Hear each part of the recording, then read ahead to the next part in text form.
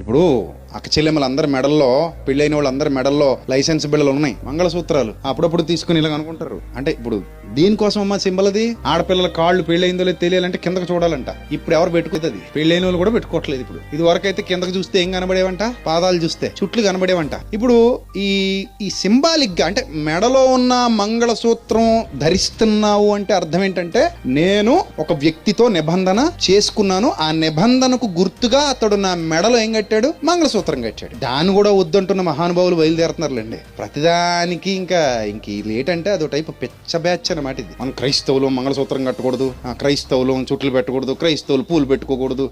పిచ్చోళ్ళు వీళ్ళు. అవసరమైన కూడా ఒకలా తిరిగిపోతారు. దానికి అసలు భక్తి జీవితానికి సంబంధమే లేదు. ఎందుకంటే సంప్రదాయాలు వేరు, పాపం వేరు. మంగళసూత్రం అనేది భారతదేశంలో కొన్ని ప్రాంతాలకు చెందినటువంటి సంప్రదాయం. అది ఇంకా దాన్ని వ్యతిరేకిస్తే మనం ఏం చేస్తాం? ఇంకా మూర్ఖులు వ్యతిరేకిస్తారు దాన్ని. దానికి ఏవో కథలు ఉన్నాయి, ఆ కథ ఈ కథ. నీకు తెలుసా? తెలియని నుండి ఎందుకు ఇబ్బంది పెడతావు? వాళ్ళు హ్యాపీగా బతుకుతున్నారు, వాళ్ళకి ఏ రిగ్రెట్ లేదు, వాళ్ళకి ఏ బాధ లేదు, హాయిగా ఆనందంగా బతుకుతున్నారు. నీకేంటి నొప్పి? పోనీ అదే మంగళసూత్రం తెచ్చి బోధించేవాడు కానుకలు పెట్టిలేస్తే తీసి బయట పడతారు అనుకున్నారా?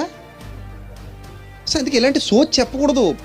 దీనివల్ల ఏమవుతుందంటే చాలా మందికి క్రైస్తవ్యం అంటే చులకనైపోయింది. చాలా మంది క్రైస్తవ్యాన్ని అసహించుకునే పరిస్థితి తెస్తున్నారు.